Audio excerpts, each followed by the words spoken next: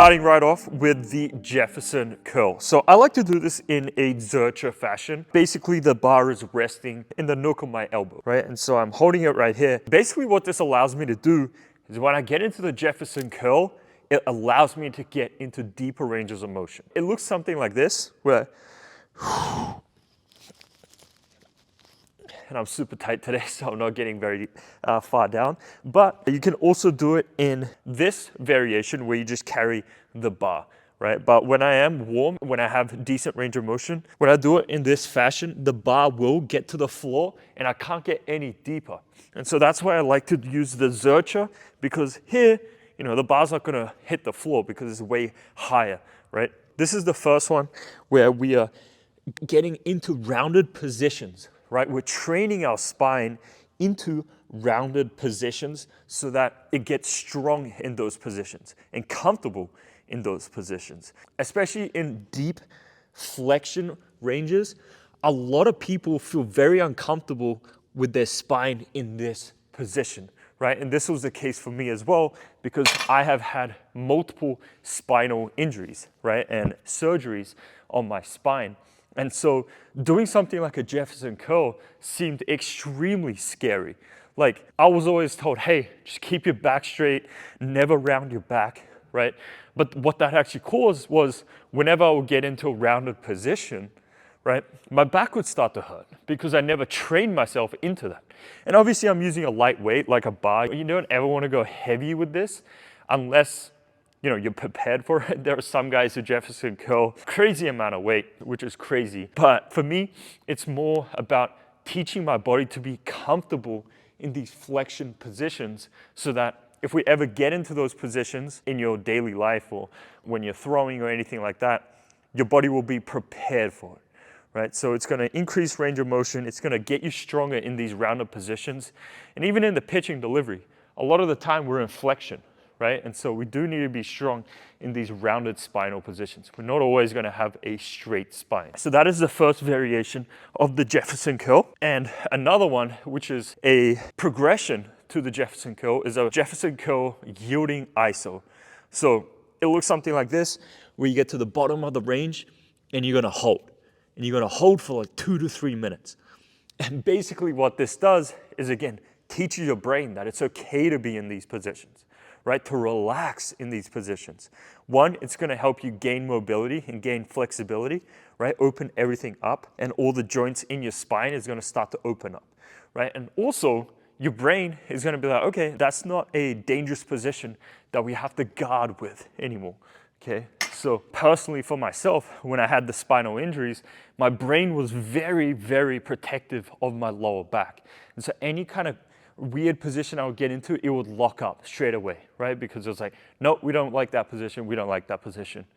And what happened was in the pitching delivery, I wasn't able to get into the positions that I needed to throw hard because it was so locked up, right? And my brain was guarding. And so while I teach my brain to feel comfortable and say, hey, it's okay to get into these positions, then that's when it started to open up and I was able to get into certain positions on the mound that I wanted to. All right, exercise number 2 is what I call the plate spins, right? And this is kind of a weird looking exercise, but now we're gonna start working on opening up everything that is required for you to get separation in the delivery and spinal extension. For me personally, I throw my hardest when my spine is loose and I can get into spinal extension, right? And more of this side bend position, right? Getting into this position so I can fire out of it. And so that's something that I need to keep open at all times. Sometimes when all of these muscles get tight, then I started to create less separation, which isn't good for pitching velocity, right? And so this is one of the exercises that I incorporate to maintain my ability to separate on the mound. And so this is a little bit low. Usually I like to set it up a little bit higher, but for today, this will do. So you have a plate on a bar, and I'm getting into a position kind of like in a load position in the pitching delivery, like if I was here, right? But obviously we can't have our front leg off the ground, so we're just gonna keep it like here. It's like a rocket drill, right? That's the position that I wanna be in. And so I'm right here, and then I grab onto this plate. What I'm basically doing is I'm trying to rotate this, right, while the upper body stays back, and then I'll fully come through. So it's just working. You can see it's stretching all of these muscles, right? And so it'll look something like this. So rotate, come through, oh. Rotate.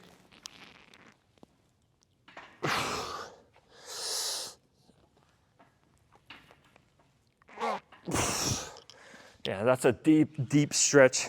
And I feel it all in here, right? All the muscles that need to be open for me to be able to throw hard.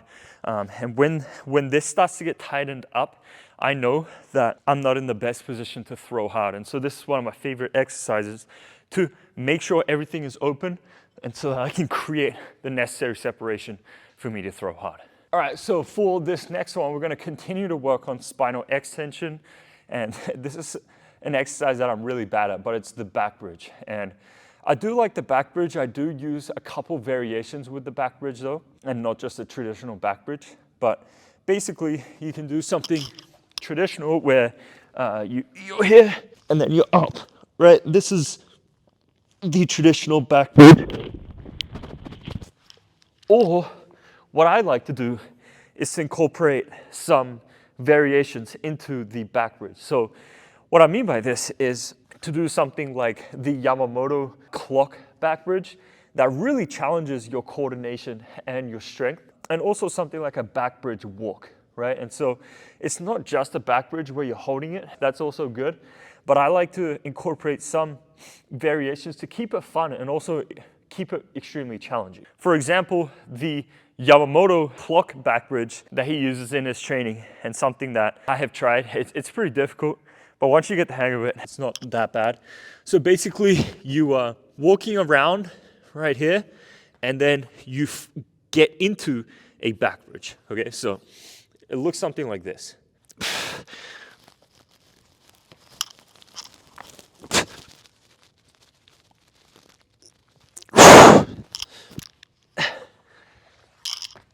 And to actually complete it, you do want to be able to get out of it, right? Not just into the back bridge, but get out of it as well. But I'm just not strong and flexible enough to do that just yet. But that's something that I incorporate, is the clock bridge, which Yamamoto does. And also something like the bridge walk, right? Again, I am not the best at these, but that's what I'm working on. So you're in a bridge. And then slowly, you're walking. And what you'll find is that the bridge, if you're not very flexible, it's really gonna challenge the upper body strength, right? For me, I can't get into a fully extended position. And so it's basically like an overhead press that I'm holding that whole time, which makes it extremely difficult. But I mean, overhead strength is super important for pitchers, and so that's another reason why I like it, is because it's developing the strength, but also the mobility for me to throw hard. All right, this next one looks easy, but it's actually one of the hardest ones. So you have a band, right? And we're gonna start working on side bend and our ability to go this way. In the pitching delivery, it is very important to be able to get into this position, right? And be comfortable and strong in this position to be able to fire from. So that's one of the things that this is going to work on. And it's basically just holding this side bend position with a band pulling you. Okay, so right here. And what you want to do is hold it for 2 to 3 minutes. And I'm not going to do the complete 2 to 3 minutes right now, but I can tell you 2 to 3 minutes with a band pulling you is brutal. You might think it's just like a nice gentle stretch. No, for some reason, this exercise is brutal. But again, you're putting yourself into a position to tell the brain to be comfortable in this position, right? Especially if you're holding it for 2 to 3 minutes. Like, that's when you start telling your brain, hey, it's okay, we're not gonna die, we're not gonna injure ourselves if we're in this position, right? So just hold it, hold it, hold it. Yielding isos are one of our favorite things for like rehab, right? For myself, is lower back. I'm very timid with my lower back, and I do a lot of yielding isometrics to make sure that my brain feels comfortable in certain positions with the lower back. Now, if you want to get a little bit more dynamic with this exercise, you can do some reps this band is too heavy for me to get to the top, but you can add some reps here as well. And you can also use a barbell or anything weighted for this side bend variation where you're training your ability to go side bend. But from what I've experienced, I like the banded variation the best, just because, I mean, you feel a stretch that you've never felt before. Like I can go to full range right here and it won't feel as crazy as the band. And so that's what I primarily focus on. All right, so the next exercise is any type of deadlift overcoming iso variation where you're gonna get into position, right, with your bar. And I like the conventional deadlift variation just because it does place more stress on your lower back, which is a good thing, right? Because we are trying to strengthen the lower back, right? And make it comfortable. And so with this overcoming iso, again, you don't have to go full effort, right? Especially at the start, when I first started doing this exercise, I would go, 50% just to gently expose my lower back to the forces. But now I can go pretty hard. And so right here, and then you're just pulling as hard as you can, or as hard as you want to. I would start very light, right?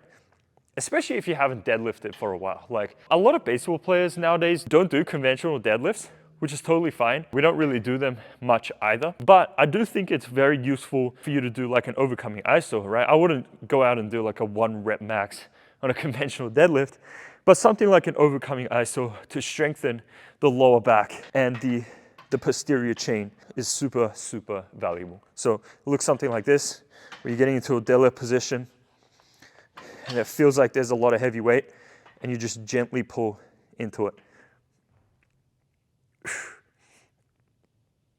And you can go as hard as it feels comfortable.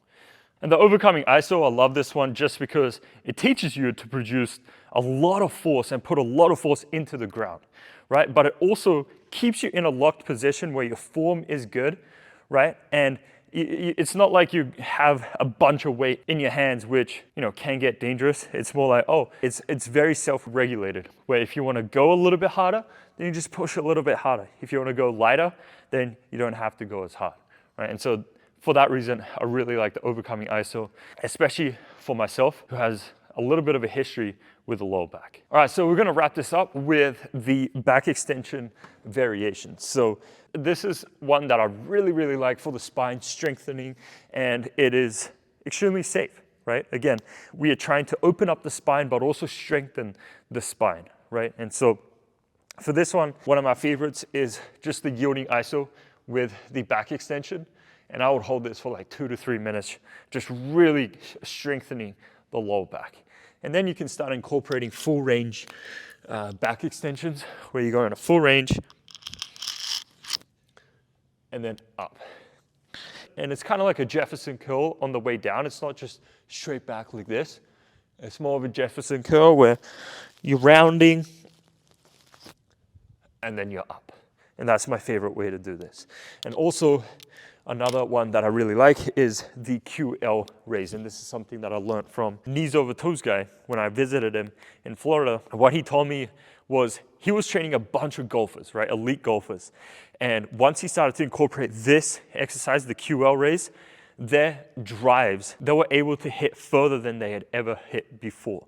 And it's partly because the QL plays a major role in rotation, right? And also going from here to here, right, side bend like we talked about, it has a major role in that as well. So it's basically just a back extension, but on your side, right? So I like to go right here, and then you're feeling the stretch, not in the oblique, but it's more in the lower back, the side of the lower back. Okay, that's when you feel that stretch.